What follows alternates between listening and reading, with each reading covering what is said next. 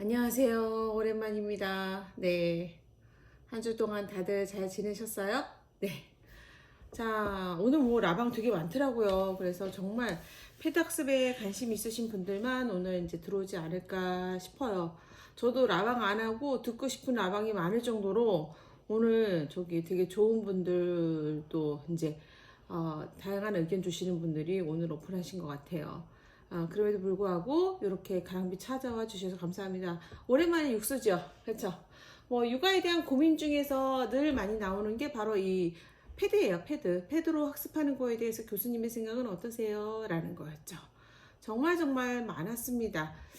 그냥 하나하나 올라오는 이런 질문들이 사실 저한테는 되게 그냥 넘기기가 어려운 질문이었어요. 그래서 그냥 개인적인 저의 관점이나 그냥 느낌을 이야기하는 것을 과연 원하실까? 그게 아니라 제가 생각할 때는 패드 학습 전반적인 거에 대해서 조금 종합적인 결론을 내릴 수 있는 그런 지침을 저한테 원하시는 경우가 대부분이거든요. 그래서 되게 고민했던 주제 중에 하나가 바로 이 스마트, 그러니까 일반적으로 이제 학계에서는 스마트 패드라고 얘기를 하고요.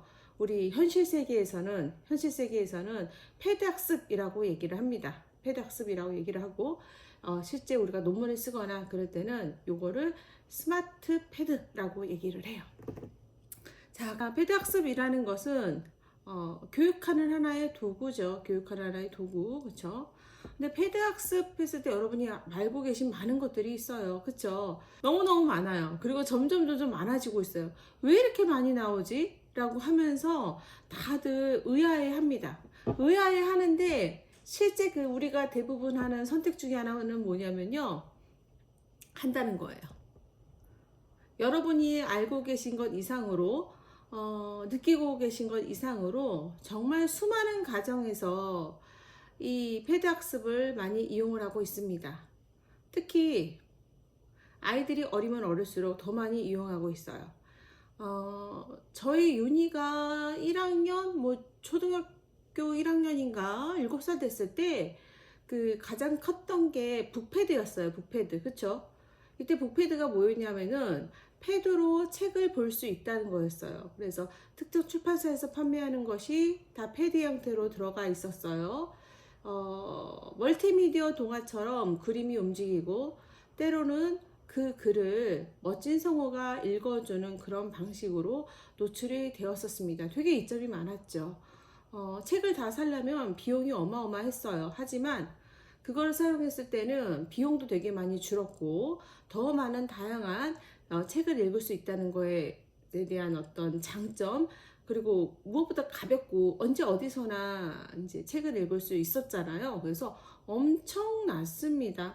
아마 어마어마했을 거예요. 여러분도 아마 아실 거고요. 지금도 그 학습이 이루어지고 있습니다. 그 이전에는 사실 주니버라는 데서 아이들에 대한 어떤 동요라든가 간단한 이런 이소무화라든가 명작이라든가 전래동화 이런 것들이 이제 간단하게 스마트 이미지로 잘 만들어져서 무상으로 제공하는 서비스가 사실 그 이전부터 이루어져 왔어요. 또 동요? 요런 동화? 요런 거 중심으로 제공이 됐었죠. 그러다가 실제 우리가 종이책으로 보던 것이 패드라는 형태에서 이동성이 가능해지고 비용이 줄어들었다는 것은 정말 센세이션한 변화였습니다. 하지만 이때부터 나온 게 뭐냐면 책을 지면으로 봐야 하는데 패드로 봤을 때 얻을 수 있는 장점과 단점이 분명히 있다. 그 중에서도 네, 댓글창에 메모하면서 적으시면 좋습니다. 네, 좋아요. 좋은 방법이에요. 네. 그런데 그 지면이 아니라 패드로 봤을 때 얻을 수 있는 장점이 있지만 그래도 지면으로 본 것이 현실 세계이고 또 지면을 통한 감성이라든가 상호작용이 있는데 그 부분이 제공되지 않기 때문에 되게 아쉬워하는 그런 비판적인 시각들이 상당히 많았었어요. 근데 현실적으로 결과는 어떻게 됐을까요? 어마어마하게 많은 분들이 선택을 하셨습니다. 아마 오늘 여기 라방 들으시는 분들도 되게 많은 분들이 그 책 읽기 프로그램을 해보셨을 거예요. 저도 제 제자가 그 사업을 하고 판매를 했기 때문에 어쩔 수 없이 44,000원짜리였나 그땐 그랬거든요. 그거를 샀어요. 그 기계도 아직도 있습니다. 그 패드, 쓰지 않는 패드. 그래서 3년을 그냥 꼬박 돈을 냈었던 기억이 있어요. 첫 달, 두 달은 정말 아이가 신나갖고 열심히 보다가 역시나 그렇듯이 실증을 내더라고요.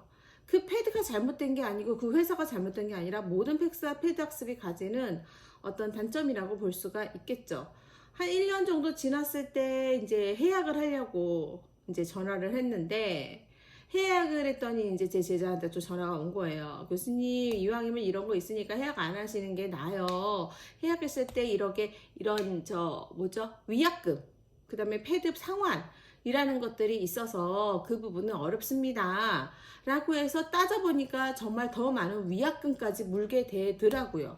그래서 또 제자도 끼어 있는데 어쩔 수 없다 라고 해서 3년을 내리 44,000원을 냈어요. 그랬더니 무슨 포인트를 주더라고요. 그래서 포인트를 줘서 그때 웅진의 그 책에서 12권짜리를 딱 하나 봤던 거, 그리고 진짜 3년 동안 거의 접속한 게 없었던 게 접니다. 네. 그렇게 해서 지났어요. 그래서 저희 집은 여전히 저 또한 실제 책을 읽어주는 거에 대해서 강한 신념과 효과를 가지고 있는 사람이기 때문에 사실 제가 개인적으로 패드 학습을 그렇게 선호하지는 않았었습니다. 그런데 그 이후에 나타나는 교육의 현상들이, 그러니까 공교육에서 현상이 아니라 모든 사교육이요. 그래서 공교육, 사교육이다라고 제가 얘기하는 거는, 공교육은 우리나라의 공식 기관에서 이루어지는 국공립교육을 말하고요. 나머지는 모두 다 사교육입니다. 즉, 여러분이 집에서 하는 엄마표도 엄밀하게 말하면 개인이 하는 프라이빗한 교육이기 때문에 이거는 사교육의 영역에 속하는 거예요. 그렇죠? 그럼 이 사교육에서는 이 패드 학습이 너무나 많이 이루어지고 있는 거예요. 저처럼 했다가 몇 개월 안 쓴 분도 계셨지만 또 꾸준히 열심히 쓰시는 분들도 계셨습니다. 되게 다양한 모습으로 나타났죠. 근데 이게 쓰면서 또 강력한 자극제가 되는 게 바로 뭐냐면 쉽다는 거예요. 그리고 뭐가 쉽냐? 엄마가 대신 읽지 않아도 되는 거죠. 엄마가 읽지 않아도 대신 읽어주는 사람이 있으니까 편하다는 것이었습니다. 그리고 아이들이 지루해하지 않는 것도 있고, 그리고 어쨌든 뭐 화면을 보던 직접 종이가 아닌 이 화면을 보더라도 어디서 들었던 그런 조각의 지식이 은근히 써먹을 때가 있다라고 말씀하시는 분들이 많으셨어요.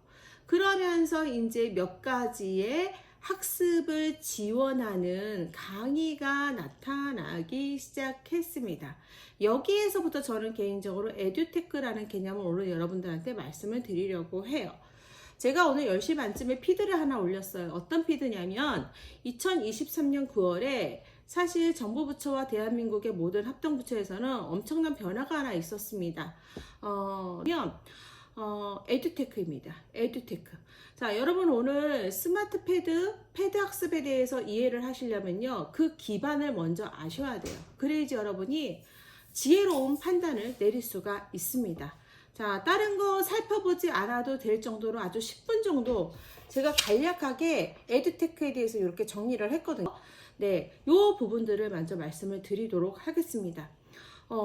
저도 사실 디지털 교과서가 두려운 사람이에요. 두려운 사람인데 지금 일어나는 변화를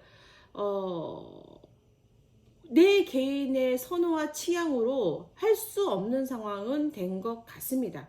그럼 뭐가 중요한지, 또 그것이 어떤 장점과 강점이 있는지는 우리는 알아야 되는 건 분명한 것 같아요. 먼저 이해는 해보자고요. 그 다음에 우리의 개인 의견을 내더라도. 자, 교육부의 에듀테크를 이야기한 걸 보면요, 에듀테크라는 거는 되게 쉬워요. 교육하고 기술의 합성어예요. 그래서 교육, 에듀케이션하고 테크놀로지에서 에듀테크라고 합니다. 그러니까 교육의 디지털 기술을 활용해서 효과를 높이자라는 거예요. 교육에 디지털 기술을 넣어서 효과를 높이자. 무슨 효과를 높이냐면 교육의 효과를 높이자는 거예요. 교육의 효과를, 그러면 어떤 교육의 효과를 높이는 건데, 뒤집어 말하면 교육의 효과가 없었던 게 무엇인데 라는 점을 우리는 생각을 해야 돼요. 대한민국의 교육은 공교육에서 이루어지는 것이 기본적으로 평준화 교육이 이루어집니다. 유치원과 어린이집도 마찬가지고, 초등학교에서도 보편적인 평준화 교육이 이루어지고 있어요. 평준화 교육이라는 것은 여러분도 알겠지만 보편적인 이해 수준의 교육 과정의 내용을 선생님들이 우선 수업을 준비를 합니다. 그리고 수업을 진행을 하지만 각 학급에 속해 있는 아이들이 하나하나 모두가 다르거든요. 그 다른 아이들에 맞게 선생님들이 개별적인 지도를 해서 이해를 시키고 상호작용을 해서 지도하고 있는 실정입니다. 자, 근데 1대 몇의 아이들의 비율이라는 거는 사실 개별화 교육을 방해하는 아주 절대적인 요소가 돼요. 그쵸? 1대 10인 경우와 1대 30인 경우는 너무나 다르다라는 거죠. 즉, 평준화 교육이 이루어진 것에서부터 시작을 해보면 개인 하나에게 맞는 교육이 과연 이루어지고 있는가, 과연 교육의 효과가 적절히 이루어지고 있는가에 대한 문제 제기가 분분히 되어질 수가 있겠죠. 왜냐하면 학급에는 잘하는 애도 있고요, 못하는 애도 있고요, 앉아있지만 머릿속으로 딴 생각하는 애도 있고요, 그 속에 앉아있지만 이해가 전혀 안 돼서 그냥 꼬다난 보릿자루 마냥 그냥 앉아있는 애도 있을 수 있기 때문입니다.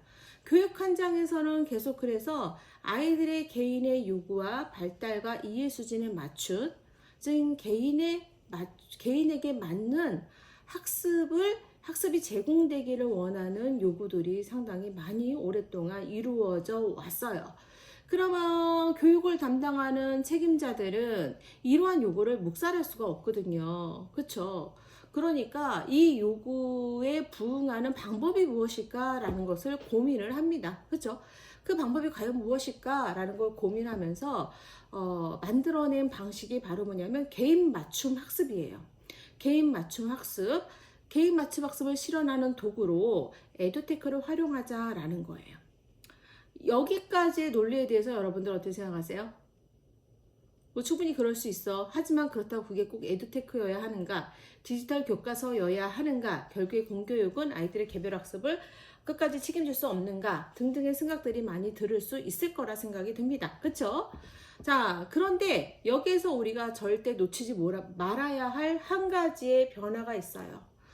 인류의 전체의 그 과학이라든가 문명의 발전에서 나침반의 발견, 그 다음에 어떤 인쇄술의 발견이 코페르니쿠스적 전환을 가져오는 계기가 되었던 것처럼 교육에서도 에듀테크의 도입에 많은 사람들이 공감할 수 있고 그런 결정이 내려졌던 바로 계기가 있습니다. 여러분 잘 알고 계신 코로나라는 거죠. 전 세계를 쓸어 담은 이 코로나는 생각보다 이런 디지털 미래 교육에 대한 것들을 정말 많이 앞당겼습니다. 저는 여러분 뭐 알고 계신 분들 계시겠지만 제가 전임으로 있던 첫 대학은요, 오프라인 대학으로 가지 않았습니다. 온라인 대학과 오프라인 대학 중에서 저는 선택할 수 있었는데 저는 온라인 대학을 선택했어요. 즉 뭐냐면 사이버 대학을 선택을 해서 내려갔습니다. 왜냐하면 미래 사회가 사이버 대학으로 갈 것이 분명하기 때문이었죠. 제가 교수 임용이 좀 일찍 됐어요. 34살에 교수 임용이 되었으니까 되게 빨리 일찍 됐죠. 34살에서 교수 임용이 되었고 남편과 같이 내려가면서 그 학교에서 또 지역이었고 편안하게 아이들과 그 안락한 삶을 살기 위해서 내려갔었습니다. 하지만 너무나 빠른 미래를 앞서간 선택이었을까요? 되게 많이 힘들었던 기억이 있어요. 그렇지만 저는 거기서 8년의 교수 생활을 하게 됩니다. 8년의 교수 생활을 하다가 온라인으로 어쩔 수 없는 차이들을 느끼게 되면서 다시 이제 아이들 방학도 있고 또 아이들 교육이 결정적이었거든요. 그래서 다시 오프라인으로 이제 돌아오게 되죠. 그러니까 정년직은 못하고 겸임이나 이런 걸로 지금 저는 교수직을 유지를 하고 있습니다.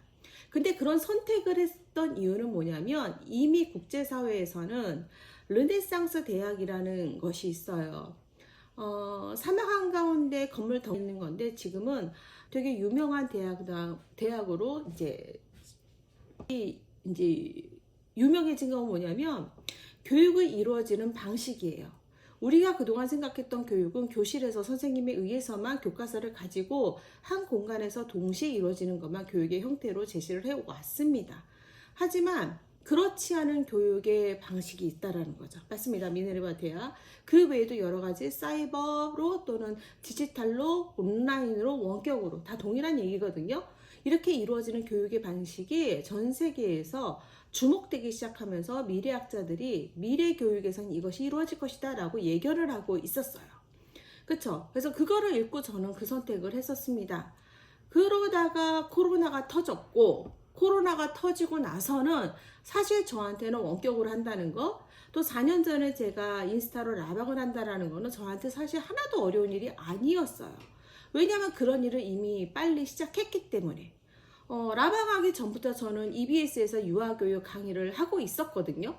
그러니까 저는 EBS에서 이루어지는 그러한 강의들도 사실 어렵지 않았어요. 즉 인터넷 강의 같은 것도 어렵지 않았습니다. 그런데 코로나 발생을 하고 난리가 났죠. 모든 우리의 생활이 스탑됐습니다. 어느 누구도 한 번도 경험하지 못한 거였어요. 여러분 기억하시죠? 그쵸? 하지만 정말 IT 강국이라고 우리끼리 얘기하는 우리는 IT 강국 사실 아니거든요. 인터넷망은 IT 강국일 수 있겠지만 다양한 것들을 보면 그렇게 IT 강국이 아닙니다. 네, 전 세계에 비춰보면. 근데 그런 나라에서 전 세계 이 인터넷망이 너무나 잘 깔려있고 와이파이가 되게 수월하게 사용되는 나라이다 보니까 발빠른 선생님들이 이미 유튜브에 올라온 컨텐츠라든가 그런 것들을 이용해서 발빠르게 학생들한테 교육을 제시하기 시작했어요. 하지만 그 이전에 더 중요한 기반이 이미 만들어졌어요. 대한민국은. 바로 뭔지 아세요? EBS입니다. EBS. 자, 여러분 여기서 중요한 게 있어요. 뭐가 있냐면 우리나라의 그런 이런 스마트 교육의 세대를 1, 2, 3, 4세대로 좀 나누어서 제가 설명을 지금 드릴 텐데 1990년대 1세대에서는 대탑으로 교육을 실시를 했고요. CD롬의 교육의 컨텐츠가 있는 걸로 수업을 시작하고 배울 수 있었어요. 여러분 옛날에 영어 다닐 때 무슨 해커스 학원이나 이런 것도 복화삼을 꼭 뒤에 부록으로 붙여있던 CD롬, CD 이것을 생각하실 거예요. 이게 바로 교육 에듀테크의 첫 시작이다라고 보면 됩니다. 그럼 이건 뭐였을까요? 교육을 하는데 하나의 도구였어요. 지금부터 여러분은 도구라는 말을 기억을 하셔야 돼요. 도구였어요. 그러다가 2000년에 되면서 무슨 일이 벌어지냐면 무엇이 깔리기 시작하면 인터넷이 깔리기 시작하면 어마어마해지기 시작합니다. 제가 이제 대학교 다닐 때 컴퓨터로 아주 커다란 그 박스 같은 본체로 쓰고 그다음에 플로피 디스크에서 저장을 하면서 대학을 다녔었거든요. 그러면서 인터넷을 이용하는 게 보편적이었고 이메일, 집 주소 뭐 이런 식으로 하는 농담도 나왔던 세대가 바로 그때예요. 그러면서 이 세대 그 스마트 학습 시대에 들어오면서 무슨 일이 벌어지냐면 인터넷 강의라는 게 만들어지기 시작합니다. 활성화되기 시작했다는 거죠. 즉 기존에 대면에서 학교 현장에서 이루어지던 강의가 온라인으로 바뀌어진 거예요. 그쵸? 여러분 이 흐름을 잘 보세요. 흐름을 읽어야 돼요. 지금 그래야지 선택할 수 있거든요. 그래서 제가 굳이 이거를 설명을 드립니다. 그러다가 2010년이 됩니다. 바로 3세대라고 볼 수 있겠죠. 이 3세대에 무슨 일이 벌어지냐면 교육용 단말기가 나와요. 교육용 단말기. 그 교육용 단말기로 여러분이 이용했던 게 앞에서 말했던 북클럽이라든가 여러 패드로 이용한 학습이 여기에 해당하는 거예요. 지금 여러분들이 집에서 어느 정도 가지고 있고 경험해 본 거, 솔직히 집에 없어도 무료 체험은 대부분 한번 해봤잖아요. 그쵸? 우리 솔직해지자고요. 그리고 저는 알아요. 여러분들 이거 많이 사실 거예요. 10명 중에 못해도 7, 8분은 사십니다. 해약을 하는 한이 있어도. 그쵸? 왜? 내가 그만큼을 과연 해줄 수 있을까라고 여러분이 고민했었을 때 그 어느 누구도 자신 있게 장담하기 어렵거든요. 저 역시도 마찬가지예요. 그쵸? 그런데 이게 언제 거냐? 3세대 스마트 기기로 교육용 단말기로 수업을 하는 거였어요. 교육용 단말기 패드라는 거죠. 패드가 있고 그 패드로 접속을 하면 그 패드라는 디바이스가 되는 거죠. 그 디바이스로 접속을 하면 다양한 그런 학습의 내용이 교과별로 제시가 됩니다. 어떤 거는 아주 멋진 스튜디오에서 아주 잘 편집되고 아주 괜찮은 프로세스로 누르면 노래도 나오고 아주 아이들이 접근하기 좋은 멀티미디어라든가 디자인된 걸로 구축이 돼서 모든 것이 제공이 돼요. 되게 매력적이에요. 딱 보면 애들이 너무너무 좋아해요. 어떤 아이들지 간에 이 스마트 이 기기를 이용한 교육용 단말기를 이용한 거를 주면은 못해도 한 달 정도는 애들이 열심히 합니다. 와, 하길 잘했어 라고 생각을 하죠. 하지만 시간이 지나면 지날수록 어떤가요? 흐드러들어지고 시들시들해지는 것을 여러분 경험하셨을 거예요. 그렇다 보면은 결국에 했을 때 과연 얼마만큼 배웠을까? 정말 효과가 있을까? 라는 고민을 사실 한 번 정도는 해보셨을 거예요. 그런데 그 고민에 방점을 찍지 못합니다. 왜 방점을 찍지 못할까요? 이게 빠졌을 때 그만큼 우리가 경험을 제공해 줄 수 있는가? 여기에 대해서 우리가 자신이 없거든요. 저 역시도 마찬가지예요. 그렇게 제공해 주려면 미리 부모님이 예습도 해야 되고, 아니면 그거를 제공해 주는 원을 찾았거나 학원이나 사교육을 이용을 해야 되는데, 그럴 수 있는 학원이 그렇게 많지가 않습니다. 그러다 보니까 가장 그래도 무난하게 접근할 수 있는 교육용 단말기를 이용해서 아이들한테 부가적인 어떤 학습을 제공하고, 예습이든 복습이든 지금 현행을 배우는 것이든지 간에 너가 좀 제대로 알아라 라고 해서 제공해 주는 것이 가장 보편적인 흐름이었어요. 그렇죠? 아마 여기 들어오신 분들도 아마 학교에서 제공되는 거, 교과서에서 제공되는 거 외에 좀 더 자세하게 설명해주고 재미있게 설명해주는 게 나보다도, 우리 부모보다도, 옆집 엄마보다도, 다른 학원분들보다도 나으니 이걸로 해보는 게 어떠냐라는 그런 차선의 선택이었겠죠. 그래서 이거를 많이 제공을 하셨을 거예요. 지금 이 흐름입니다. 근데 지금 여러분 2023년이거든요. 2023년. 자, 지금부터 제가 드리고 싶은 말씀에 제 개인적인 의견을 넣어 보도록 하겠습니다. 2020년 이후는 4세대가 돼요. 4세대. 이제는 뭐냐면 AI와 빅데이터가 주류가 되는 도구들이 여러분 주위를 감쌀 겁니다. 여러분이 스마트 패드든 패드 학습이든 간에 어떻든지 간에 지혜로운 선택을 할 때는 과거의 것보다는 오히려 정말 우리 아이에게 맞춰진 것을 저는 선택하길 원해요. 즉 무슨 말이냐? 온라인 강의는요, 대면에서 이루어지는 것을 비대면으로 접할 수 있도록 만들어진 거라는 거예요. 자, 그런 강의의 대표적인 교육 철학은 뭐냐면 행동주의입니다. 행동주의. 행동주의는 뭐냐면요, 여러분 이거 보세요. 종이죠. 자, 봅시다. 흰색 종이에요. 이 흰색 종이를 우리 아이라고 생각을 해보세요.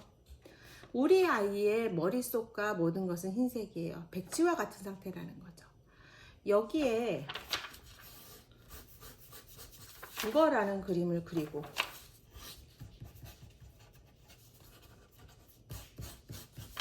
수학이라는 그림을 그리고, 영어라는 그림을 그리고,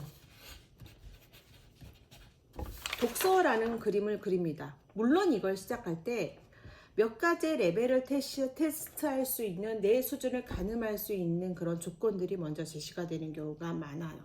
그래서 내 수준에 맞는 것을 짜잔 하고 여기에서 나옵니다. 그럼 이 아이는 백지와 같은 상태에서 부모님이 선택한 이 디바이스에 있는 걸 가지고 아이는 뭐 하는 거예요? 학습을 하는 거예요. 학습. 이 학습은요, 정말 잘 만들어지고 교육과정도 엄선됐고, 가장 강의를 잘 하시는 분들이 거기에다가 아주 괜찮은 구성과 프로세스를 가진, 프로토콜을 가지고 만들어낸 전문가들이 접목해서 만든 엄청난 예산을 바탕으로 한 것이기 때문에 사실 여기에서 제공되는 교육 컨텐츠의 질을 따지는 것은 무의미합니다. 이 말은 뭐냐면 어느 정도의 교육 컨텐츠의 질이 보장이 되어진다라는 거예요.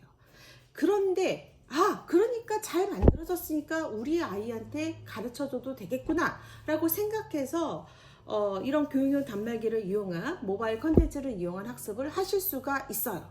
그런데 여러분, 여기에서 우리가 절대 생각하지 못한 것이 존재합니다. 바로 뭔지 아세요? 뭘까요? 바로 우리 아이들이 우리 아이의 개별적인 특성에 맞는 학습인가 라는 점이에요. 제가 오늘 에듀테크 처음 이야기할 때 이런 얘기를 했어요. 에듀테크가 정부부처에서 중요한 하나의 교육의 방식으로 가져온 배경 중에 하나는 바로 뭐냐면 평준화 교육 속에서 아이들이 가지고 있는 개인의 맞춤 학습을 제공하기 위한 도구로 에듀테크를 활용한다라는 거예요. 여기에서 하고 이제 느낌이 오시는 분이 계셔야 되는데, 패드 학습이 가지는 컨텐츠는 저는 문제가 없다고 생각합니다. 하지만 이 패드 학습은 우리 아이에게 맞춰진 학습의 방법이 아니라는 거예요. 우리 아이를 그냥 백지라고 보고요. 여기다 뭐랄까요? 이거를 제공을 합니다. 조금씩 많은 시간이 아니라 10분, 15분 정도에서 매일매일 반복해서 하다 보면 아이가 습관이 되다 보면은 스스로 공부하는 자기주도도 학습의 역량이 만들어지겠지라고 해서 제공을 해요. 자, 그러면 이렇게 제공했던 게 2010년이잖아요. 그럼 2010년에 이런 교육이 계속 제공이 되었다는 건데, 그 이전에 EBS에서 여러 가지 프로그램을 만들어서 제공이 되었다는 건데, 과연 그런 교육에 대해서 국가는 또 여러 전문가와 학자들은 효과성을 봤을까요? 안 봤을까요? 봤죠. 봤습니다. 논문의 결과들을 제가 말씀을 드릴게요. 대부분의 논문을 쓸 때 논문 대상자를 선정을 하는데, 그쵸? 그 논문의 대상자는 대략 누가 되냐면 성인이나 대학생이 초기에는 많았어요. 그러다가 점점 내려옵니다. 고등학교, 중학교, 초등학교. 그래서 초등학교 4학년 이상의 아이들을 대상으로 한 교육 연구가 제일 많아요. 그럼 초등학교 4학년 아이들을 대상으로 해서 그 해당 아이의 연령에 맞는 그 아이들을 위한 4학년이면 어느 정도 이해 수준을 가지고 있는 아이들에게 맞는 컨텐츠를 일정 시간 집중적으로 제공했을 때 아이의 학습 성취도가 어떻게 달라지는가, 변화되는가 라는 것을 살펴봤는데 어떻게 됐을까요? 긍정적으로 변화했다고 합니다. 긍정적으로 변화했다고 해요. 여러분 혹시 인강 들어보셨나요? 여러분이 인강을 들을 때는요, 여러분의 나이가 정말 중요해요. 즉 아이가 어느 정도 성장을 하고 크고 나서 이런 스마트 패드라든가 학습 기기라든가 인터넷이라든가 이런 모든 것들을 이용한 학습은 다양한 학습의 도구이고 방식이기 때문에 그것을 우리가 수용하고 받아들일 만큼의 능력을 갖춘 상태예요. 즉 뭐냐, 백지 상태에서 무조건 퍼붓는다고, 무조건 가르친다고 다 내게 되지가 않거든요. 그쵸? 여러분 이렇잖아요. 화장품을 예를 들어 볼까요? 정말 화장품에 보면 길거리 화장품부터 정말 고가 화장품까지 여러 가지가 있습니다. 제가 샘플로 하나 써봤던 거는 저 화장품이 있어요. 샤넬의 슈블리바지 크림인가? 그거를 꽤 오래전에 한번 누가 주셔서 썼는데 환상이더라고요. 정말 그거 하나 발랐는데 다음날 엄청난 거예요. 그러다가 또 누가 또 겔랑 아이크림을 샘플로 줘갖고 써봤는데 또 엄청나더라고요. 그래갖고 한번 그거를 진짜 큰 마음을 가지고 몇 개월 할부를 해서 하나를 샀죠. 그래서 그거를 바르면 매일매일 좋아질 거야 라고 생각해서 발랐어요. 근데 어땠을까요? 정말 내 피부가 너무너무 좋았을까요? 아니요. 아무리 좋은 화장품을 나한테 주더라도 내 피부가 받을 준비가 되어 있지 않으면, 내 피부가 충분한 수면을 하지 않았다면, 충분한 영양 상태를 유지하지 않았다면 그것은 내 피부에서 겉돌더라고요. 무조건 좋다고 좋은 게 아니구나. 이 좋은 게 나한테 잘 흡수가 되고 효과를 발휘하려면 그것을 받아들이는 내 그릇, 내 기본이 되어야 하는구나 라는 거를 저는 그때 느꼈거든요. 여러분 비슷하지 않을까요? 비슷하지 않을까요? 근데 여러분이 많이 선택하는 거는 초등학교 4학년, 5학년, 6학년에서가 아닙니다. 초등학교 4학년 이상의 아이들에서 이런 스마트 기기를 이용해서 학습을 잘하는 아이들은요, 정확하게 말씀드릴게요. 스마트 기기 아니어도 책으로 잘합니다. 바로 뭘까요?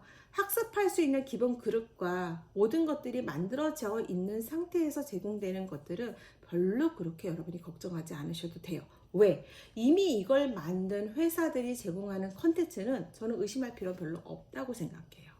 여러분이 알고 있는 밀크티라든가 아이스크림이라든가 옹진도 그렇고요. 교과서를 만드는 여러 회사들이 다 여기에 뛰어들고 있어요. 그 다음에 여러분이 알고 있는 것 이상으로 에듀테크 진흥 방안은 이미 국가의 사업이 되었습니다. 그리고 이 에듀테크가 성공하기 위해서 학생들이 반드시 가져야 될 두 가지를 이야기하고 있는데, 바로 이 두 가지가 뭐냐? 첫 번째가 메타인지고, 이 메타인지를 통해서 에듀테크를 잘 활용해서 교육의 효과를 높이게 되면 아이들은 이 에듀테크를 자신이 공부하는 데 중요한 자기주도 학습에 중요한 도구로 사용할 수 있다라는 거예요. 이해되실까요?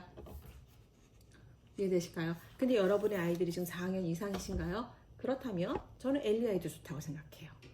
엘리아이만 좋을까요? 아니요. 사실 대한민국에서는 돈을 주지 않아도 무료로 할 수 있는 정말 수많은 컨텐츠들이 진짜 많습니다. EBS도 중학교 컨텐츠를 무료로 풀었다라는 뉴스는 보셨죠? 한 번이라도 들어가서 보셨나요? 여러분 EBS에서 강사로 뽑혀서 강의하는 건요, 여러분 하늘의 별따기예요. 제가 EBS에서 유아교육 강의를 해서 드리는 말씀 맞습니다. 정말 어려워요. 정말 어렵습니다. 1타 강사, 학원과의 1타 강사, 수능의 1타 강사가 아니어서 그렇지 정말 어렵습니다. 그만큼 학습의 도구와 학습의 내용에 대한 타당도는 검사가 엄청나게 이루어져요. 또한 강의뿐만 아니라 EBS에서 교재를 쓴다는 거는요, 그 실력을 별로 의심하지 않아도 될 정도로 엄청난 검증의 과정을 거치는 게 제가 경험한 바예요. 자, 그렇다면 거기에서 모든 것이 제공이 되어지는 EBS, 여러 사교육 회사, 사회사들이 만든 다양한 여러분들이 선택하는 패드 학습에서 나오는 컨텐츠 자체는 솔직히 의심할 필요가 없어요. 이거 우리한테 맞을까요? 이거 할까요? 교수님 이거에 대해서 어떻게 생각할까요?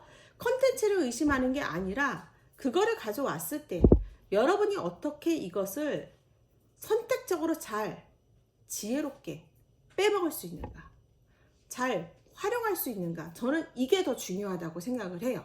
그래서 초등 이상에서는 유의미한 효과가 많이 나타났어요. 근데 불구하고 제가 계속 요거를 아까 말씀드렸잖아요. 이 흰색의 백지 상태를 대한민국의 부모님들은 우리 아이들로 많이 생각하는 것 같아요. 그러다 보니까 다 시켜요. 어렸을 때 수세기 하다 연산전 시켜서 학교 보내야 되고, 글을 좀 읽고 쓸 수 있는 상태에서 시켜서 보내야 되고, 뭐를 해서 시켜서 보내야 된다고 봅니다. 시킨다라는 의미 자체는 뭐냐면, 그렇게 해서 습관을 만든다라는 의미 자체는 아이가 가지고 있는 기본적인 스스로 하는 학습의 능력이라든가 시행착오라든가 실수를 통해서 아이들이 만들어가는 학습의 어떤 기회 그 자체를 그렇게 많이 존중하지 않는 듯한 느낌을 제가 받습니다. 시키래요.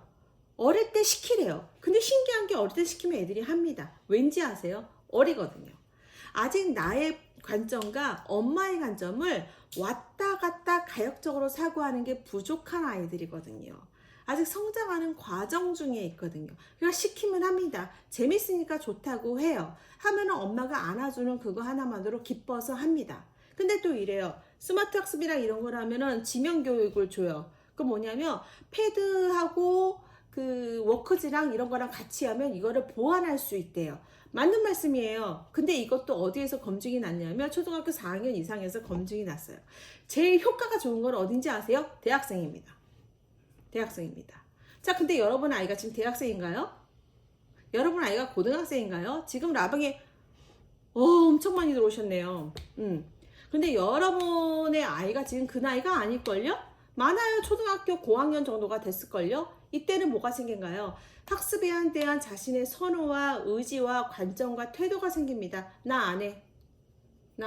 이게 나올 수 있어요.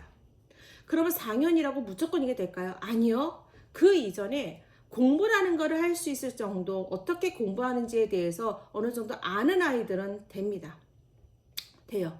여러분이 열심히 잘 이걸 가지고 활용할 수 있을 정도로 옆에서 간섭하시고 관리하시면은 꽤 효과가 잘 나올 수 있는 게 이런 스마트 패드 학습이다라고 분명하게 말씀드릴 수 있을 것 같아요. 저도 논문으로 여러 개 많이 살펴봤거든요. 제 개인적인 게 아니라 여러 논문이 있습니다. 근데 지금 2020년 이후에 4세대에 만든 스마트 학습은요, 중요한 기반이 뭐냐면 온라인 강의가 아니에요. 온라인 강의가 아니에요. 잘 만들어진 하나의 강의가 아니에요. 순서대로 쭈구쭈구 주제에 따라서 통합형으로 만들어져서 이렇게 순서대로 하면 다 알게 됩니다 라고 하는 주입식으로 틀어박는 이런 교육이 아니라는 거예요. 아무리 주입식으로 틀어받아도 그 주입식이 되는 애들이 있고 안 되는 애들이 있어요. 되는 애들이 많을까요? 안 되는 애들이 많을까요? 안 되는 애들이 더 많죠. 왜? 여러분 주입식 쓰잖아요. 잘 되셨어요? 그게 싫어서 이런 다양한 교육 하시는 거 아니세요? 그런데요, 신기하게 주입식 교육이 잘 맞는 아이들이 있습니다. 기질상 있어요. 내가 뭔가 스스로 알아서 챙기고 살펴보고 그런 것보다 해주는 대로 가는 거 좋아하는 아이들이 있어요. 있습니다. 그쵸? 여러분, 여행이랑 똑같아요. 자유여행 좋아하시는 분들은 무조건 자유여행만 가시고요. 패키지 좋아하시는 분들은 패키지만 갑니다. 못해서 패키지 가는 게 아니에요. 다 해주고 나름 편하게 갔다 오는 게 여행이라고 생각하기 때문이에요. 이거랑 비슷한 논리예요. 그쵸? 자, 그러면 주입식으로 선생님이 숙제하라는 거 숙제하고 하라는 거 하고 묵묵히 하는 게 훨씬 더 편한 아이들이 있어요. 우리 아이가 만약에 그런 아이라면 저는 스마트 학습 여러분 좀 적극적으로 활용해도 좋을 것 같습니다. 하지만 100% 거기에 의지하면 안 되죠. 네. 한계를 느끼기 때문에 승진이라든가 더 많은 성취에 있어서 사다리를 느끼게 된다는 거죠. 벽을 느끼게 된다는 거죠. 그거 안 하려고 재밌게 교육하는 거 아니세요? 그래서 교육이 변해야 된다는 거 아닐까요? 입시 정책이 바뀔 때마다 이렇게 난리가 나는 거 아닐까요? 그렇죠? 그렇죠. 그런 것을 오래 꾸준히 하는 애들은 꾸준히 하는 실력이 있고 시간이 쌓이기 때문에 어느 정도의 성취는 가져오는 것 같아요. 만약에 여러분이 그런 것들을 우리 아이한테 발견하셨다면 저는 패드 학습 이왕이면은 괜찮은 걸로 선택하셨으면 좋겠습니다. 많은 우리 회원들이 물어보셨습니다. 심지어 교수 입장에서 책을 판매하고 특히 전집을 판매한다는 거에 대해서 몇 년 전부터 받아온 편견과 것들이 너무나 많았어요. 이런 얘기도 많이 들어요. 얼마나 교수로서 실력이 없으면 전집을 파느냐 라는 막말을 하는 분들도 만납니다. 저는 키즈스콜레의 책이 좋습니다. 제가 처음에 선택해서 3년 전에 그 키즈스콜레의 책, 특별히 제가 너무너무 좋아하는 디베이트, 그 다음에 마파월, 그 다음에 크리, 그리고 제일 사랑하는 스텝, 그 다음에 더 그림책 매스, 이런 책들이 저는 너무나 좋습니다. 유아교육에서 이야기하는 내용들이 너무나 잘 담겨 있었고 그것을 개발하기 위해서 되게 많이 노력한 그런 회사라고 저는 판단이 됐어요. 제가 알고 있는 유아교육적 지식에서 빠지는 것이 하나도 없었고 열심히 그거를 알렸고 정말 수많은 분들이 저희 가랑비에서 그걸 선택해 주셨습니다. 모든 것을 다 추천하는 건 아니에요. 왜 추천하지 않을까요? 나빠서? 아니요. 제가 설명할 수 없으면 제가 이거에 대해서 확답할 수 없거나 확인하거나 모든 것을 메꿔드릴 수 없으면 선택하지 않습니다. 그게 저희 가랑비에서 공부나 모든 것을 하는 주요 원칙이에요. 주요 원칙입니다. 근데 여전히 전집에 대한 것들이 너무나 많은 편견과 고정관념을 많이 갖고 계시죠. 마찬가지로 패드 학습도 마찬가지입니다. 근데 여러분 잘 생각해 보세요. 패드 학습이 정말 필요한 사람들이 있습니다. 우리 생각을 넓히자고요. 우리한테 할까 말까 결국엔 이러다가 위약금 내는 거 아니야? 뭐야? 맨날 이런 생각하지 마시고 당연히 해야 되지만 우선 오늘은 이 생각 한번 해보세요. 만약에 아이가 학교를 잘 다니다가 건강상의 문제로 장기간 학교를 결석을 하게 됩니다. 우리가 이거를 일반적으로 건강장애라고 해요. 건강장애 아이들은 뭐 소아암이나 여러 가지 이제 질환들이 있겠죠.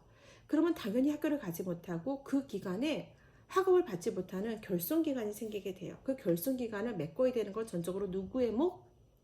엄마의 몫입니다. 가정의 몫이에요.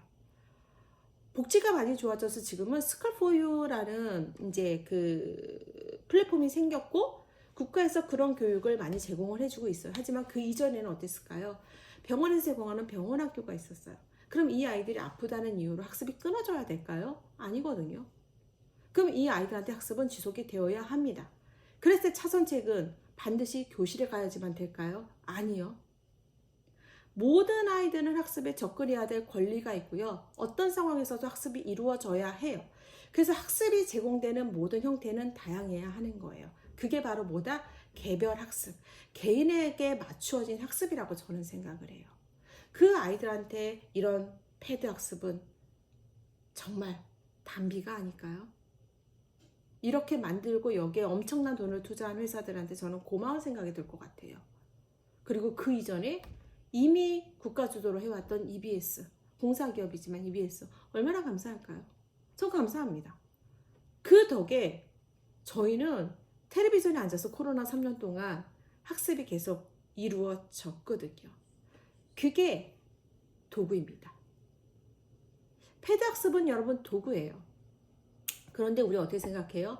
이 도구가 대체할 거라고 생각을 하는 거죠. 나 대신에 그 패드가 우리 아이의 학습을 대신할 거라고 기대합니다. 여기에서부터 문제가 생기는 거예요. 패드 학습은 교육의 도구예요. 교육의 도구는 도구로서 사용하고 거기에서 끝나야 돼요.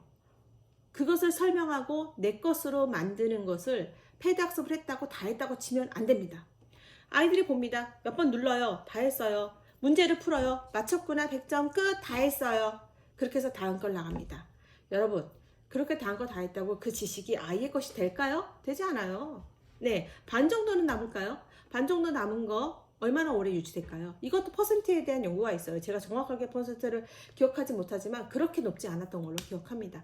시간이 지나면 배운 내용이 또 줄어들게 되어 있어요.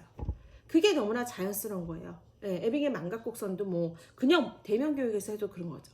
따라서 패드 학습을 여러분이 만약에 선택하게 되시면 패드 학습으로 내용을 전달해주는 매개로, 도구로 여러분이 사용하실 수 있어요.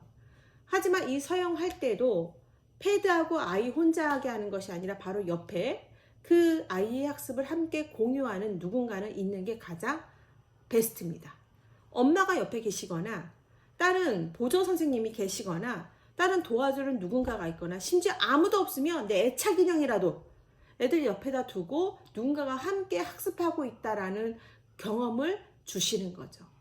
경험을 주시고 학습이 끝나면 내가 배운 것을 말로 표현하던, 글로 정리를 하던, 그 다음에 다시 설명을 하던 여러 가지 방식으로 내가 들은 것을 내 것으로 만드는 사후 처리가 필요합니다. 사후 학습의 과정에 반드시 있어야 여러분이 원하는 학습의 효과를 얻으실 수 있어요. 하지만 그것 없이 그냥 제공해서 이 정도 하면 되지. 애가 매일 하고 있으니까 잘할 거야 라고 생각하는 거는 말 그대로 착각입니다. 저는 착각이라고 생각해요. 분명하게 말씀을 드릴게요. 그리고 그것을 다 제공해서 가르쳤다면 여러분도 많이 배우셨을 거예요. 우리의 머리는 터져야 돼요. 모르는 게 없어야 됩니다. 여러분, 읽고 배운 거 다 기억하시나요? 아닙니다. 배운 것을 내 것을 알게 하려면, 내 것으로 만들려면 연습해야 되고 암기해야 되고 내 것으로 재구조하고 창조하는 과정이 반드시 필요합니다. 그러면 이 과정에 필요한 인지 능력이 무엇일까요? 바로 메타인지예요. 그리고 그 메타인지를 활용한 어느 정도의 학습 경험이 있는 상태에서 패드를 제공했을 때 베스트입니다. 즉 뭐냐? 초등 고학년 이상에서 제공되는 거 충분히 아이들이 어느 정도 훈련만 시키면 요령만 알려주거나 방법만 알려주고 매니지먼트 해주면 가능해지는 게 이겁니다. 하지만 이것도 그 관리해주는 회사의 선생님들이 한 달에 한 번 해서 이것도 해보시고요. 이만큼 하셨네요. 저만큼 하세요. 라고 말하는 건 솔직히 엄마한테 약간의 위로가 될 수 있지만 아이들한테 위로가 되지는 않습니다. 왜? 그거를 이야기하는 부모님이 이럴 거거든요. 오늘 거 했어? 오늘 거 했어? 밀리지 않아야 돼. 꼭 해야 된다. 계속 이러면서 뭐 할까요? 체크를 하거든요. 했냐 안 했냐라는 거 갈 때는 아이도 질려버린다라는 거죠. 패드 학습을 했을 때는 내가 이해가 되지 않는 거, 모르는 거, 필요한 부분이 있는 거에 대해서 내용을 듣는 하나의 디바이스로 사용하시면 어떨까요? 근데 저는 고민되는 게 뭐냐면 유아용이라는 거예요. 유아용이기 때문에 그리고 저 같은 사람들은 논문에서 검증되지 않으면 이렇게 오늘 말씀 못 드립니다.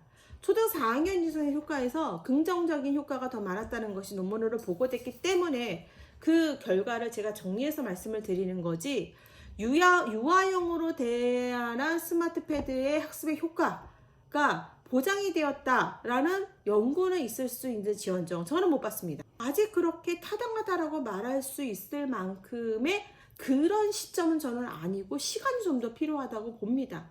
하지만 대세는 대세예요. 네, 아까 병원 이야기 들었죠? 어린이 병원. 또 하나 있어요. 학습의 격차가 분명히 나타나는 아이들이 있습니다.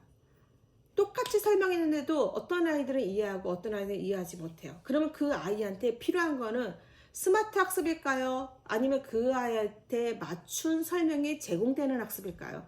후자겠죠. 그 아이의 이해 수준에 맞는 학습이 제공되는 것이어야 합니다. 그 아이의 이해 수준에 맞는, 즉 그 아이의 이해 수준과 틀리는 문제와 이런 모든 것을 딥러닝과 AI로 분석해서 만들어지는 그런 학습 디바이스가 여러분 상당히 많아요. 많습니다. 진짜 많아요. 요번에 제가 교육부 에듀테크 또 에듀테크 전시회를 가서 쭉 둘러보면서 심지어 글쓰기조차 AI가 다 해줍니다. 여러분 이전에 작년에 챗 GPT의 열풍을 보셨잖아요. 지금 여러분 챗 GPT 다 활용하세요? 전 챗 GPT 활용 안 합니다.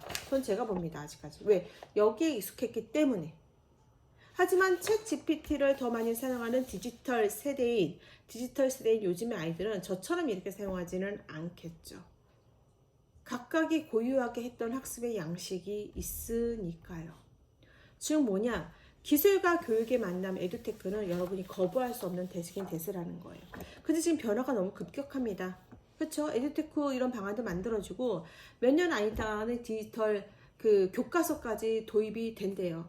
제가 사진 하나 찍어서 올려놨어요. 아이들이 교육하는 그런 사진인데 에듀테크에서 교육부에서 실제 교실을 만들어서 이런 식으로 교실 환경이 바뀌어질 거예요 라고 해서 그거를 시연하는 모습을 보고선 바뀌는구나, 진짜구나 라는 거를 체감을 했거든요. 체감을 했습니다. 2023년 6월 기준에 대한민국의 초등학교, 중학교, 고등학교에서 이런 디바이스, 패드와 같은 기기들의 보급률이 얼마나 되는지 아세요, 여러분? 58%입니다. 여러분 지금 아이들이 유아라면 초등학교에 갔을 때 여러분이 미리 학습을 시키지 않아도 이미 초등학교에서 선생님들이 어느 정도 가르칠 만큼의 수준으로 발달해 있을 거라고 생각해요. 굳이 패드 학습까지 선행을 하실 건가요? 굳이. 메타인지나 자기주도 학습의 기초가 만들어지지 않은 이 영유아 시기에 패드 학습으로 왠지 뭔가 학습하고 있다는 착각 속에서 여러분이 하루하루 안심을 위해서 아이들의 이 어린 시기를 그냥 보내실 건가요? 저는 동의가 안 됩니다. 전 동의가 안 됩니다. 저는 안전하게 갔으면 좋겠어요.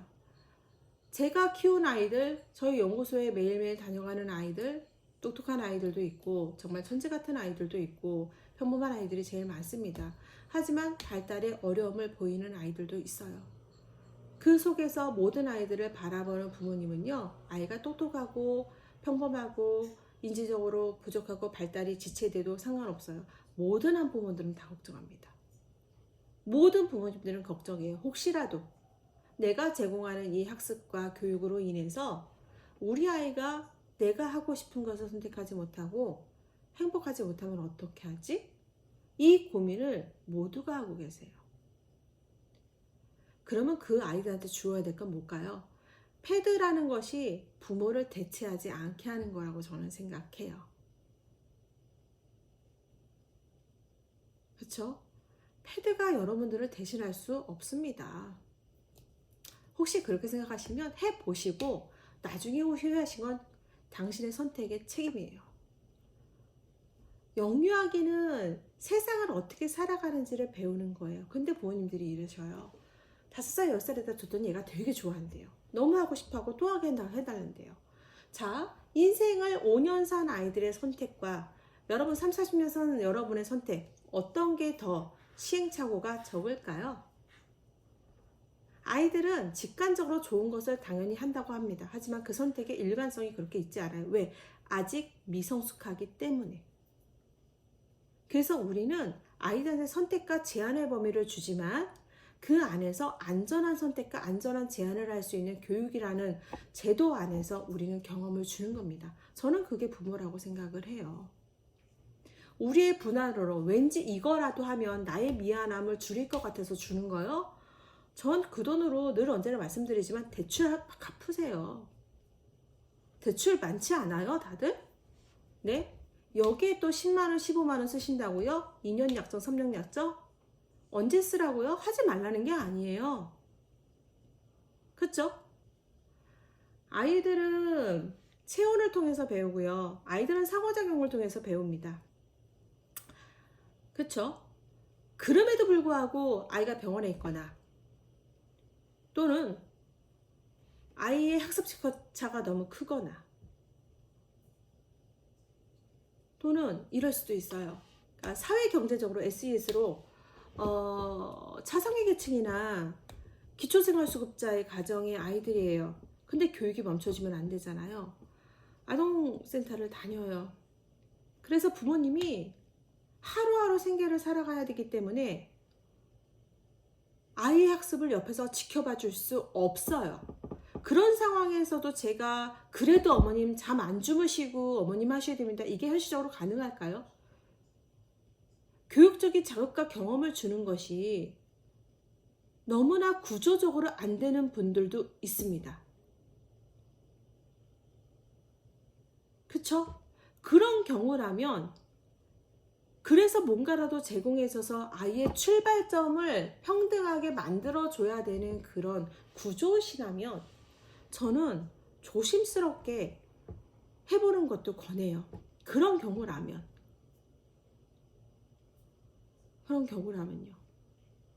그 경우에 주의점을 지금부터 말씀을 드릴게요. 어쩔 수 없습니다. 만약에 해야 될 수밖에 없는 상황이에요. 교수님, 저희는 대출도 많고요. 벌어야 되고요. 아내랑 남편이랑 저랑 둘이서 벌어야지만 돼요. 부모님은 요양원에 계시고 매달 나가야 되는 돈이 정해져 있어요. 우리가 그런데 일을 줄이고 아예 교육을 한다는 것 자체는 지금으로서 너무 어려운 일입니다. 이러는 가정들도 정말 많아요. 저도 그렇고요. 저도 남편도 저도 벌어야 되는 사람이거든요. 근데 공부를 오래 해서 조금 부가가치를 더 내는 사람일 뿐이죠. 자, 패드 수업하고 5분 10분 하고 워크북하고 그러고 있다 좋다고 생각하세요? 네, 그렇습니다. 근데 여러분 잘 생각해 보세요. 그렇게 해서 끝났을 때 여러분이 그것만 해도 괜찮아라고 기대하면 아무 문제가 없어요. 하지만 대부분의 사람은 거기에서 조금 더 원하게 될 거고 기대하게 될 것입니다. 그렇죠? 그렇다면 여러분 무엇이 중요할까요? 그 학습을 할 때 애 혼자게 하는 것보다 이왕이면 처음부터 끝까지 엄마가 옆에서 하는 게 더 중요합니다. 누군가가 같이 해주면서 학습을 하면서 배우는 내용에 대해서 같이 이야기를 나누시는 거예요. 아, 여기에 뭐가 나왔어. 2 더하기 4네. 2개 다 4를 더하는 건데 그러면은 몇 개가 될까? 다 같이 세볼까? 하나, 둘, 4개 될까? 하나, 둘, 셋, 넷. 다시 한번 세볼까? 하나, 둘, 셋, 넷, 다섯. 2 더하기 4는 6이다. 맞지? 그러면 6을 어떻게 해야 되지? 누르면 되지? 한번 너가 해봐. 정말 그런지. 이렇게 옆에서 차근차근 설명해 주시면서 해보시면 어떨까요? 매일매일 했니 안 했니가 아니라요. 그쵸? 그랬을 때 뭔가를 풀어내는 게 편하다. 좋은 경험을 했다라는 것 이상으로 기대하지 않으셨으면 좋겠습니다. 그게 상당한 학습의 성취와 준비도가 될 거야 라고 기대하는 그 순간 여러분은 배신을 경험하게 될 거예요. 네. 그 경험이 차곡차곡 쌓여서 보세요. 2년, 3년 동안 즐겁게 하나씩 쌓이기 시작되면 어느 정도 시너지를 발휘할 수가 있어요. 하지만 하다가 매일 되지 않고 이게 습관이 되지 않고 자기주도 학습의 어떤 기초가 되는 기여가 이 패드 학습이 되어야 된다고 기대하는 순간 그 기대가 여러분을 만족시키지 못할 거예요. 적당한 한계와 적당한 기대를 갖고 시작하셨으면 좋겠습니다. 무슨 말인지 아시겠죠? 재밌게 흥미로 할 수 있어요. 그 수준에서 한다면 오케이. 따지세요. 그리고 이런 각오를 하시고 여러분이 아이하고 그냥 재밌는 경험 차원으로 쭉 유지하신다면 하세요. 근데 이렇게 생각할 수 있거든요. 했는데 내가 돈을 얼마나 들었는데 내가 저거 내 거 안 살 거 모아서 다 아껴 사는 건데 저거밖에 안 해 라고 하면은 애가 미워요. 무슨 말인지 아시겠죠? 그럴 거면 여러분 하지 않는 거예요. 패드로 할 수 있는 거는 여러분 유아 시기에는 정말 신중하셔야 됩니다. 저는 오히려 패드로 나갈 돈으로 패드로 나갈 돈으로 여러분이 힘들어도 책을 읽히세요. 책을 읽히고 키스쿨에서 참 좋은 책이 있거든요. 그 책 읽으세요. 저는 더메스 그림 책이나 그 다음에 발밤발밤, 마마파파, 스텝스, 전 국민의 책장에 반드시 있어야 되는 책이라고 저는 생각해요. 너무너무 사랑해요. 정말 잘 만들었어요. 아쉬운 게 뭔지 아세요? 저는 솔직히 오늘 이 라방에 키콜 분들 많이 들어와 계실 거라고 저 예상하거든요. 몰매마저 각오하고 오늘 말씀드리는 거예요. 제가 교수로서 실력이 부족해서 키콜을 판다고요? 말도 안 되는 소리 하지 마세요. 전 키콜 책 좋아합니다. 스텝스 정말 잘 만든 책이에요. 여러분 아시잖아요. 되게 대표적인 책들이 있어요. 그 책이 대한민국의 모든 가정의 책장에 반드시 있었으면 좋겠어요. 영유아기에 우리 아이들의 따뜻한 정서와 마음의 발달을 위해서 저는 이런 책들은 반드시 있어야 된다고 생각하는 사람이에요. 정말 좋은 책입니다. 대체할 책이 별로 없어요. 그렇죠? 전집을 판다고 많이 오해하시거든요. 전집을 판다고 보는 그 사람의 눈이 잘못된 거 아닐까요? 네? 책은 잘못이 없어요. 책을 판매하는 사람이 목적을 위해서 거짓 풀어가는 게 잘못인 거죠. 그렇죠? 패드를 파는 사람이 잘못인가요? 패드로 해서 모든 학습이 다 된다고 말하는 게 잘못인 거예요. 너무너무 좋다고? 밀착하면 다 된다고? 그게 가능합니까? 뭐 스마트 교과서가 뭐 어떻게 될지는 모르겠지만 아이가 어느 정도 고학년이 돼서 메타인지 발달도 되고 그 다음에 타인의 관점을 이해하게 되는 10살 이후가 정도가 되면은 이러한 기기를 이용한 학습이라든가 이런 것들은 그렇게 무리가 되지 않습니다. 전체를 보세요. 저도 급격하게 바뀌는 이런 스마트 교과서 저 되게 싫어요. 아시잖아요. 저 이렇게 봅니다. 오늘 어제 저녁인가 올린 진공가공 그 책도 저는 늘 항상 이렇게 한 장으로 해요. 대학에 있으면서 총장님한테 보고하고 뭐 할 때 이만큼 보고서를 써요. 쉽게 말해서 하나의 보고서를 이만큼 일주일을 밤새면서 쓰지만 이 보고서 앞에 반드시 있어야 되는 게 뭔지 아세요? 뭔지 아세요? 이거예요. 이거 한 장짜리예요. 이 전체를 요약할 수 있는 거 이거 못하십니다. 잘. 왜 못할까요? 메타인지가 있어야 되거든요. 훈련을 해야 되거든요. 근데 패드만 듣는다고 인풋만 막 한다고 될까요? 무조건 어렸을 때부터 막 가르치고 문제집 풀린다고 될까요? 책은 도구입니다. 하지만 강력한 도구예요. 에듀테크에서 사용되는 모든 기기는 아이들이 지식을 배우는데 아주 효과적으로 이용될 수 있는 도구예요. 단순한 교육용 단말기라든가 모바일 콘텐츠로 일방적으로 제공되는 주입식의 교육을 과연 우리 아이들이 언제까지 그대로 받아들일까요? 여러분 그러셨나요? 안 그러셨잖아요. 왜 근데 그걸 또 하세요? 질리도록 매일매일 했던 학습지. 근데 그게 스마트로 다시 나온 것 같지 않으세요? 지면으로 했던 드릴식이 스마트로 나왔습니다. 그렇게 재탄생했다라는 생각 안 드세요? 패드에다가 기억을 쓰고 발을 쓴다고 아이가 바가 들어간 문장을 만들고 바가 들어간 다양한 유사 문장을 주어진 시간에 축축축 만들어낼 수 있을까요? 지식을 접하는 도구로 사용하셨으면 좋겠습니다. 그쵸?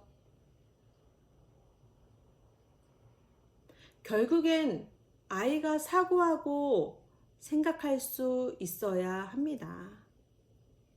사고와 생각을 하려면 대화를 하고 시간을 줘야 돼요.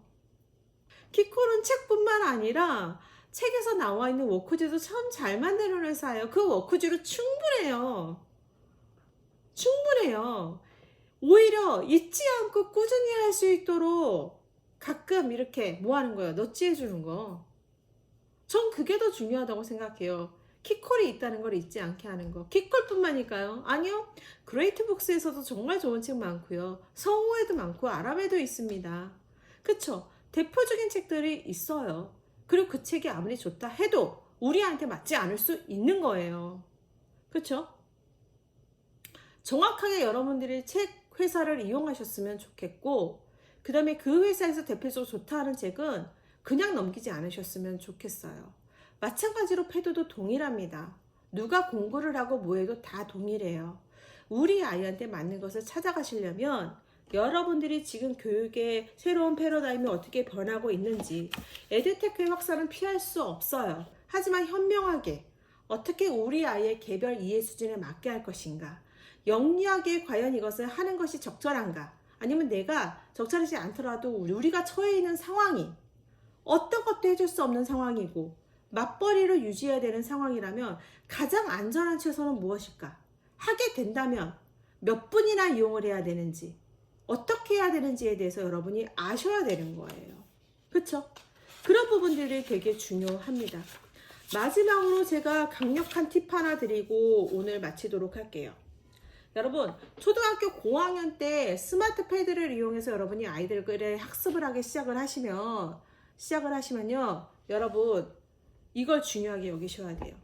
스마트 패드를 시작을 했을 때는 스마트 패드를 가지고 일주일에 몇 번이라도 열심히 노력해서 해보는 습관을 들이시는 거예요.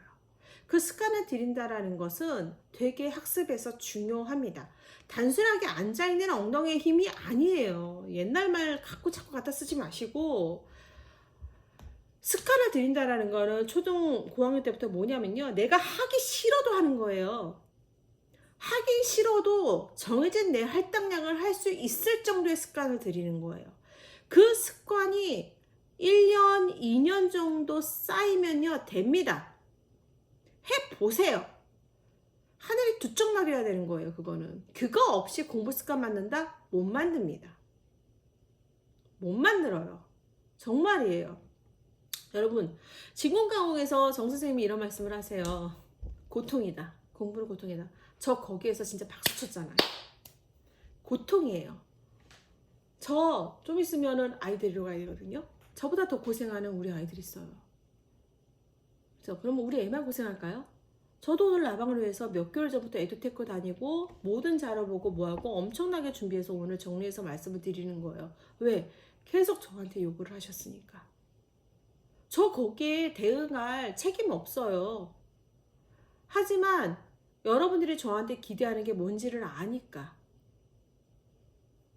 내 개인적인 의견이나 사라 말아라는 게 아니라 여러분들이 선택을 할 때 저를 통해서 얻을 수 있는 장점이 무엇인지, 또는 이 선택에서 주의해야 될 게 무엇인지, 지혜로운 선택을 하는데 가이드를 받고 싶고 의견을 듣고 싶은 거예요. 제가 하라는 대로 하지 않으세요. 사라는 게 쉽지 여러분, 사지 말라는 게 쉽지 않아요. 사지 말라는 게 얼마나 어려운지 아세요? 아니에요. 제가 사지 말라고 한다고 되게 싫어하세요. 저희 고객들은. 이거 사도 돼요? 이것도 안 돼요? 이것도 안 돼요? 이것도 안 돼요? 이래요. 돈을 못 써서 환장이에요. 진짜. 그렇다고 돈이 여유 있는 것 같지도 않아. 다들 대출금 내고 뭐하고 하면서 그렇게 본인들 신발 찢어져 가면서 그렇게 사더라고. 아니 왜 그래요 도대체? 그렇게 하고 뭐 책 읽히고 뭐하고 한다고 뭐 애가 뭐 대단해져요? 오히려 늙어서 애들 다 컸을 때 빚 안 주고 물려주는 게 훨씬 낫지. 네. 그렇죠. 아니 뭐 오늘 감동적으로 그런 게 아니고 오늘 혼나는 라방이에요 여러분. 그리고 저는 작정한 라방이고 잘 보세요. 잘 선택하시고 오늘 라방 중간에 들어와서 함부로 판단하는 그런 어리석음을 하지 않으셨으면 좋겠어요. 그쵸? 마지막으로 제가 드리고 싶은 팁이 있습니다. 스마트 패드 고학년 되면은 시작을 하시면은 습관을 들이라고 했어요. 고통스러워도 매일매일 하는 거예요. 월화수목금 하기로 했으면 하는 거고 월수금 하기로 했으면 하는 거예요. 애가 아파서 힘들어서 열이 펄펄 나는 거 아니면 하는 겁니다. 그게 공부예요. 그런 거 피고 그냥 너 하고 싶은 대로 하고 살아. 공부가 인생의 전부가 아니야. 그 말도 맞아요. 하지만 그렇게 노력하지 않은 거에 대한 대가는 분명히 있고 얻는 만족도는 다릅니다. 달라요. 자, 그래서 습관과 모든 것을 드렸을 때 학습에서 중요하게 여기는 목표를 선정하셔야 됩니다. 이 목표가 무엇이냐면 자기주도 학습이에요. 자기주도 학습을 여러분이 잘 하시려면 중요한 게 무엇이냐면요. 고학년 이상에서 스마트 학습으로 할 경우 내가 이런 거를 중요하게 여겨야 되겠구나 라는 거를 체크할 수 있는 체크리스트라고 생각을 하시면 돼요. 자, 그 체크리스트를 지금부터 말씀을 드리도록 하겠습니다. 자, 먼저 스마트 학습을 해서 자기주도 학습의 습관을 만들게 하기 위해서는요, 아이의 메타인지를 체크하셔야 됩니다. 메타인지 책은 다 읽으셨죠? 그쵸? 그럼 메타인지 개념 이해를 하셨을 거 아니에요. 그러면 개념 이해를 했으면 이것을 어떻게 적용해야 되는지 여러분이 아셔야 돼요. 그게 바로 뭐냐면 첫 번째, 아이 학습에 있어서 목표가 무엇인가? 이 패드 학습을 통해서 아이는 어느 정도의 지식을 얻기를 원하는가? 이 단원에서 모르는 부분만 공부할지 아니면 전체적으로 한번 쭉 듣고 예습해서 가게 할 것인지 이런 나름의 목표를 분명히 세우시고 하셔야 되는 거예요. 그 다음에 아이의 이해 수준에 맞게 어느 정도의 학습량을 만들어낼 것인가 이것도 보셔야 돼요. 학습의 진도라든가 어느 정도의 분량이라든가 어느 정도의 시간을 하게 할지 이런 것들을 해주셔야 되고, 그걸 제공하는 회사가 화상관리를 통해 상담을 하느냐 아니면 전화로 유선으로 하느냐 이런 것도 따지셔야 됩니다. 아시겠죠? 그 다음에 요거 했을 때 비용이 어떻게 발생하는지, 그 다음에 제일 중요한 게 뭔지 아세요? 바로 해약이에요. 해약을 반드시 계약할 때 물어보세요. 자, 그 다음에 학습 전략이 있어요. 학습 전략 뭐냐면 아이가 순서대로 학습하는 것이 효과가 좋은 아이인지 아니면 모르는 것만 찾아서 공부했을 때 좋아하는 아이인지 이거를 체크하셔야 되고요. 그 다음에 내가 한번 들은 거를 몇 번 다시 반복해서 했을 때, 복습했을 때 내게 되는지 이 부분을 보셔야 됩니다. 그 다음에 오답 노트를 어떻게 만들게 하는지 이것도 보셔야 되고요. 그 다음에 문제풀이를 할 때 이런 게 있어요. 그래서 제가 추천하는 게 AI 그런 기반으로 만들어진 패드 학습 기기를 선택하게 하는 거거든요. 근데 그런 게 그렇게 많지가 않아요. 지금 만들어진 게. 근데 이제 스마트 교실 되고 뭐 하면 학교에서 그런 거 제공할 거란 말이에요. 그게 난 더 훨씬 나을 것 같아, 솔직히 말하면. 예. 그래서 이 문제풀이에서도 아이가 틀린 문제와 비슷한 유형의 문제를 추르륵 선별해서 확 나오는 AI가 이미 만들어져 있어요. 여러분 인터넷에 많이 검색하시면 그런 거 되게 많아요. 근데 여러분이 쉽게 알 수 있는 회사에서는 사실 만들어진 콘텐츠를 일방적으로 제공하는 게 많기 때문에 이게 그렇게 될 가능성이 없고, 일방적인 콘텐츠의 개념을 이해했는가라는 체크 수준의 문제여서 실제 내 실력 향상에는 별로 도움이 되지 않을 것 같아요. 고학년에는. 그쵸? 이거 한다고 우리 아이가 상위권이 되는 건 아닌 것 같아요. 그 다음에 내가 배워서 복습한 것을 요약하고 개념을 만들고 개념과 개념 간의 관계를 만들어낼 수 있는 것들을 아이들한테 지도해 주셔야 돼요. 도표로 만들 수도 있고 벤다이어그램을 만들 수도 있고 표로 만들 수도 있고 PPT로 만들 수도 있어요. 그쵸? 여러 가지 되게 다양하게 할 수 있다라는 거죠. 그냥 단순하게 아주 기본적인 노트 정리를 할 수도 있는 거고요. 어떻게 이 학습한 것을 흔적을 남기고 내 것을 만들기 위해서 나만의 어떤 그런 학습의 결과물을 만들어낼 수 있을지 이런 부분들을 중요하게 여겨주시고, 그 다음에 정말 제일 중요한 게 뭐냐면 여기에서 이제 수준 차이가 나는 건데, 배우고 복습하고 암기하고 정리하는 것까지 웬만해서 애들이 좀 다 해요. 하는데 한 문제를 틀리지 않고 킬러 문항을 내가 풀어내갈 수 있느냐, 답을 맞든 안 맞든지 간에 그래서 결정되는 게 저는 이거라고 생각해요. 바로 사고요. 사고력. 그 배운 내용에 대해서 내가 반추해서 생각해 볼 수 있는 능력이요. 바로 탐구적인 학습 전략이라고 우리 이제 전문가들은 이야기를 하거든요. 조금 더 이해 못한 내용이 있다면 그 이해하지 못한 내용을 내 것으로 만들기 위해서 뭐를 더 찾아봐야 되지? 어떤 책이 필요하지? 누군가한테 물어봐야 되지? 어디에 서치해야 되지? 어떤 유튜브를 봐야 되지? 어떤 블로그를 보는 게 도움이 될까? 어떤 사이트가 나한테 도움이 될까? 이런 부분에 대해서 아이들이 생각해 보는 거예요.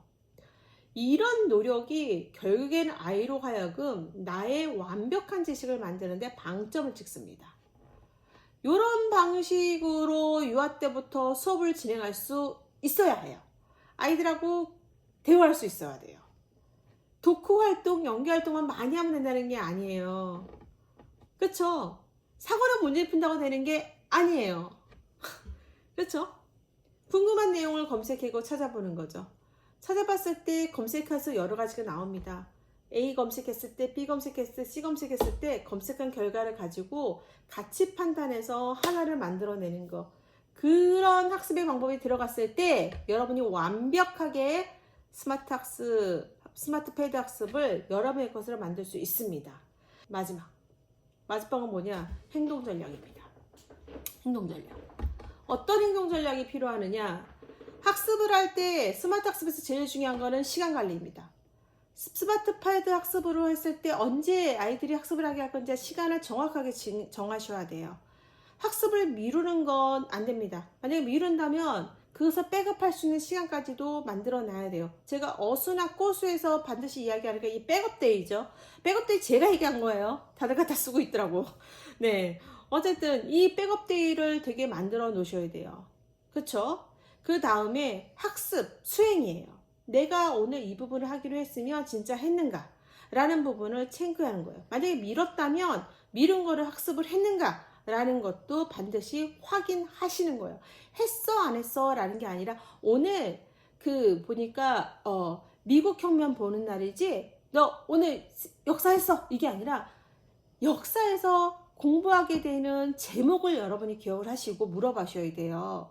오늘 미국 혁명인데 미국 혁명 어땠어? 이렇게 물어보시는 거예요. 미국 혁명 내용 이해해서 부족한 건 없었어? 이해 안 되는 건 없었어? 엄마도 보는데 잘 이해 안 되더라. 너 정말 되게 많이 배우더라. 이렇게 얘기해 주면은 바로 아이하고 미국 혁명을 얘기할 수 있어요. 근데 너 거기 했냐? 역사했냐? 과학했냐? 왜 이러고 얘기하니까 했어요.